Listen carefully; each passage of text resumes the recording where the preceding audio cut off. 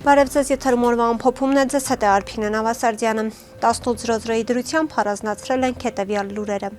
Արաբկիրում Նիկոլ Փաշինյանի քարոզարշավի ժամանակ նրան մոտեցած եւ հարց ուղղած արցախցի Արթուր Օսիպյանը, ում Փաշինյանն արձագանքել էր վիրավորանքներով ու բղավոցներով, 2 ամսով կալանավորվեց։ Քննչական կոմիտեն հայտնել է, որ Օսիպյանը մարտի 22-ին Facebook-ի էջում Փաշինյանի հասցեին բռնություն գործադրելու հրապարակային կոչեր է արել, իսկ մայիսի 18-ին, իմանալով արաբկիրում Նիկոլ Փաշինյանի եւ ՔՊԻ նախընտրական քարոզարշավի մասին, գնացել եւ խոչընդոտել է քարոզչության ընթացքը։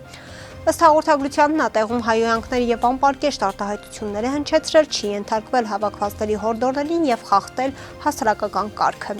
Օսիպյանի նկատմամբ քրեական հետապնդում է սկսվել 3 հոդվածով Փաշինյանի հասցեին բռնության կոչեր հնչեցնելու, խուլիգանության եւ նախընտրական քարոզչությանը խոչընդոտելու համար։ Արցախցի փաստաբան Դավիթ Հովհաննիսյանը հայտնել է, որ Օսիպյանը ձերբակալվելու պահից գտնվում է ացադուլի մեջ։ Հովհաննիսյանի խոսքով Արթուր Օսիպյանն առողջական խնդիրներ ի սկզբանե ունեցել է։ Բժշկական փաստաթղթերը փոխանցվել են դատարանին, ասաց փաստաբանը, նա նշեց, որ այս պայմաններում հացադուլը ել ավելի կվնասի Օսիպյանի առողջությունը։ Փաստաբանի խոսքով Օսիպյանն իրեն համարում է քաղբանտարկյալ, քանի որ իր կարծիքը ազատ արտահայտելու պատճառով է զրկվել ազատությունից։ Հովհաննիսյանը տեղեկացրեց, որ պատրաստվում են երկամսյա կալանքի որոշման դեմ վերաքննիչ բողոք ներկայացնել։ Նիկոլ Փաշինյանի վարորդական իրավունքից զրկված քաղաքացիների վկայականները վերականգնելու առաջարկն արդեն իդրավ ՏՄ հարթակում հանրային քննարկման է դրվել։ Մայիսի 16-ին Փաշինյանը կենտրոն վարչական շրջանում քարոզարշավի ժամանակ առաջարկ արեց իրեն մոտեցած վարորդներին, որոնք խմատության հետևանքով զրկվել են վարելու իրավունքից։ Քննություն չեն հանձնի այդ իրավունքը վերականգնելու համար, բայց ավելի քիչ բալեր կունենան։ Գործող օրենքի համաձայն վարելու իրավունքից զրկման ժամկետի ավարտից հետո վարելու իրավունքի վերականգնում իրականացվում է քննությունների վրա անկախ նրանից, թե զրկումն առաջին անգամ է կիրառվել, թե ոչ։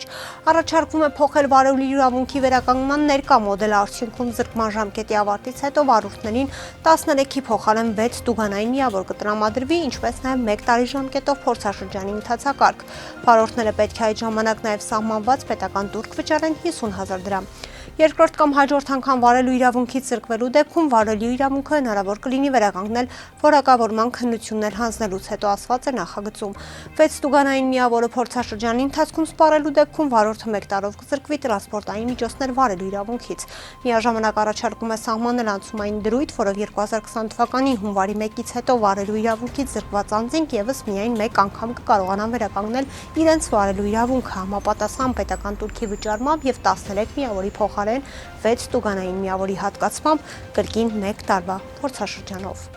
Ամենայն հայոց կաթողիկոս Գարեկին երկրորդը ԵԱԿ ժողովրդավարական հաստատությունների եւ մարդու իրավունքների գրասենյակի դիտորդական առաքելության ղեկավար Յանեջ Լենարչիչի հետ քննարկել է նախընտրական իրադրությունը։ Այս մասին հայտնում է Մայրաթորի տեղեկատվական համակարգը։ Կաթողիկոսը Լենարչիչին ընդունել է Մայրաթոր Սուրբ Էջմիածնում։ Հանդիպման ընթացքում անդրադարձ կատարվեց Հայաստանում նախընտրական շրջանում առկա հասարակական քաղաքական իրադրության, ընտրական գործընթացների խաղաղ եւ թափանցիկ ընթացքի ապահովման, հանրային վստահության ու համերաշխության մթնոլորտի պահպանման անհրաժեշտությանը, ասված է հաղորդագրությունում։ ԲՀԿ նախընտրական ցուցակի երկրորդ համար Մայր Հայաստան կուսակցության նախագահ Անդրանիկ Թևանյանը, ում Նիկոլ Փաշինյանը 3 մեղադրել էր պետական դավաճանության մեջ, այսօրվա իր ասուլիսում նշեց, որ Դոնբաս իր այցը եղել է հրապարակային հայ համայնքի հրավերով, որի մասին մանրամասն տեղեկություններ են տրվել։ Քանի որ տարածքը ռազմական գոտի է, մենք իրավունք ունենք իմանալու, թե այնտեղ մեր հայրենակիցներն ինչով են զբաղվում։ Մենք հանդիպել ենք Դոնբասի, Լուգանսկի ղեկավարների հետ, պարլամենտում ենք հանդիպումներ ունեցել, դա պետությունը պետք է աներ, ասաց Թևանյանը, ապա հավելեց այդ հումանիտար այցով ցանկացել են ցույց տալ, որ Հայաստանում բոլորը չէ, որ դեմ են հայ-ռուսական հարաբերություններին։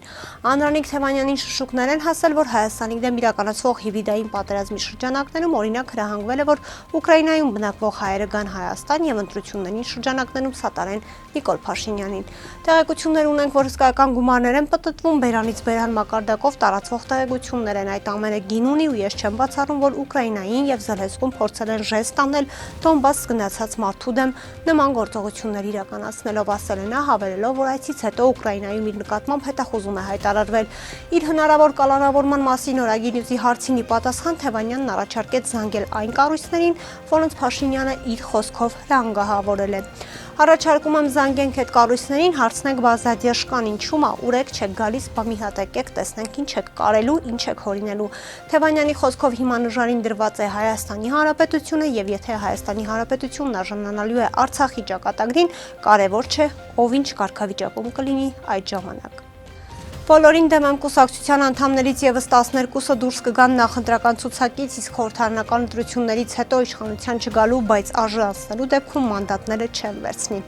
Այս մասին հայտնում են կուսակցությունից։ Առավոտյան հայտնի դարձավ, որ ցուցակի թեկնածուներից 50-ը ինքնաբացարկ են հայտնել, նրանց թվում է նաեւ բժիշկ Հայկ Մանասյանը։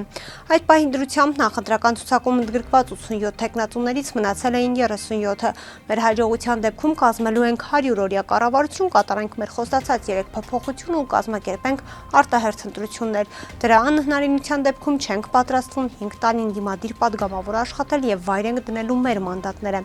Մեծ թվով մանդատներ վայր դնելու process-ը իրավական առումով երկարատև է եւ կենտրոնական ընտրական հանձնաժողովի հետ իրավական պարզաբանումներից հետո մեր ցուցակի 50 անդամ դուրս է եկել, եւս 12-ն էլ դուրս են գալու ցուցակից, ասված է կուսակցության հայտարարությունում։ Արդյունքում բոլորին դեմ է մի ցուցակում կլինի падգամավորի 25 թեկնածու քաղաքական ուժի երաշխավորում է, որ հարկ եղած դեպքում կկարողանան իրագործել եւ իրենց նախատեսած փոփոխությունների եւ մանդատները վայր դնելու ծրագիրը առանց երկարատև ձգձգումների խոստացված ժամկետներում։ Նախիջևան ինքնավար հանրապետությունում կազմակերպվելու է վերադարձ Արևմտյան Ադրբեջան 3-րդ փառատոն կոնգրեսը։ Ադրբեջանական լրատվամիջոցների փոխանցման միջոցառումն անցկացվելու է հունիսի 18-ից 19-ը։ Օրդուբադում Նախիջևանում Ադրբեջանի նախագահի ներկայացուցչության, գիտության եւ կրթության նախարարության, Նախիջևանի պետհամալսարանի եւ Արևմտյան Ադրբեջանի համայնքի համատեղ կազմակերպմամբ։ Քարոզարշավ իրականացնող Արարատ Միրզոյանը նշել է, որ Ադրբեջանի այդ օրակարգը չի նպաստում առնվազն խաղաղությանը։ Մենք քանի անգամ առիթ ունեցել ենք ասելու, որ Արևմտյան Ադրբեջանի խոսույթը եւ դրա հովանավորումը կամ աջակցությունը Ադրբեջանի պետական կառույցներից չի տեղավորվում խաղաղության, բարիդրացիության, միմյանց քաղաքական անկախության եւ տարածքային ամբողջականության ճանաչման այդ մեծ խոսույթի եւ գործընթացի շրջանակում, որը մենք Ադրբեջանի մեր գործընկերների հետ նախաձեռնել ենք։ Քանի անգամ հրապարակավ մեր հանձնառությունները վերահաստատել ենք, ստորագրված թղթեր ունենք եւ դեռ կունենանք։ Այո, այս հարցում մենք չունենք համաձայնություն։ Լրագրողների հետ զրույցում ասել են նա։ Հարցին թե արդյոք պատրաստվում են այս մասին խոսել Ադրբեջանի նախագահի հետ, Միրզոյանն արձագանքեց, որ խոսելու են ադրբեջանցի գործընկերների հետ։ Մայիսի 20-ին ողբերգական ավտովթար է տեղի ունեցել Սյունիքի մարզում ժամը 22:10-ի սահմաններում Երևան-Երասխմեղրի ավտոճանապարհի 243 կիլոմետրի հատվածում բախվել են Վայոց-Ձորի մարզի բնակիչներ 60-ամյա Մխիթար Հ-ի վարած Mercedes Sprinter եւ 56-ամյա Գարուն Ե-ի վարած Mercedes Sprinter մակնիշի ավտոմեքենաները։